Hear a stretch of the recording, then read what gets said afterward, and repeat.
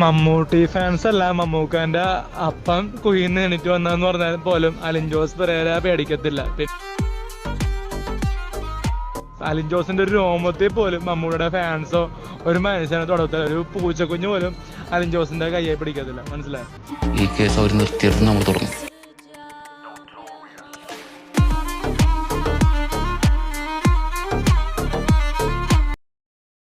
എന്തരായാലും മുട്ടി വന്നേല്ലേ, അതുകൊണ്ട് രായുട്ട നീ നമ്മുടെ സാറിനെ നല്ല മുറ്റനായിട്ടൊന്ന് മുളിച്ചൊരി പെടിപ്പിയിലടേ ചെല്ലി. ഇപ്പൊ മമ്മൂട്ടിയല്ല, ഏത് വ്യക്തിയായാലും നമ്മൾ ഒരേ കാര്യങ്ങൾ പറയുമ്പോൾ ശ്രദ്ധിക്കണം. മമ്മൂട്ടിന്റെ ഒരു ബിഗ് ഫാനാണ് ഞാൻ. മമ്മൂട്ടിന്റെ മരിച്ചു കിടക്കുന്ന കുഴി കിടക്കുന്നവരെയൊക്കെ വിളിക്കാൻ പാടില്ല ഇവർ. വിട്ട് കള വർക്കിച്ച ചീള് കേസുകള് മാണിക്യത്തിരുന്ന് ചീള് കേസാ, പക്ഷെ വർക്കിച്ചിരുന്നൊരു തോൽവിയാ.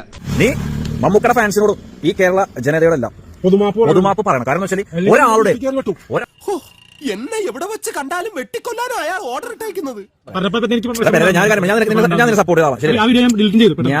ഞാനും ഈ നാടകത്തിലുണ്ട്. തുടക്കം മുതൽ ഒടുക്കം വരെ നിർത്തി പൊരിക്കുന്ന ഒരു സാധു മനുഷ്യന്റെ സീനിൽ ഇപ്പൊ നീ ഈ കാണിച്ചത് തെറ്റാണ്. ഫൈസലിക്ക എന്നെ അടുത്ത് വന്നുകൊണ്ട് നീ രക്ഷപ്പെട്ടു. ഞാനിന്ന് വീട്ടിന്റെ വാർക്കത്ത് മുട്ടിയിട്ടുണ്ടായിരുന്നു. അപ്പൊ അമ്മ പറഞ്ഞു അവിടെ ഇല്ല, തുറക്കണില്ല ഡോർ. എന്നെ അദ്ദേഹത്തിന്റെ കൈ കിട്ടിയിരുന്നെങ്കിൽ എന്റെ ശിവനെ. പൊതുമാപ്പ് പറഞ്ഞാൽ കഥ നിർത്തി അഭിലാഷ, കഥ നിർത്തി. അവൻ പൊതുമാപ്പ് പറയട്ടെ.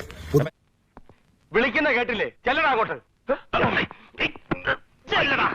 അപ്പൊ ആ പറഞ്ഞ വാക്കുകൾ നമുക്ക് വീട്ടുകാരെ വിളിച്ച് ചീത്ത വന്ന രീതിയിൽ പറയുന്നുണ്ട്. പെട്ടെന്ന് ആവശ്യത്തിൽ പറഞ്ഞു പോയതാണ്. അപ്പൊ അതിന് മാപ്പ് ചോദിക്കുകയാണ്.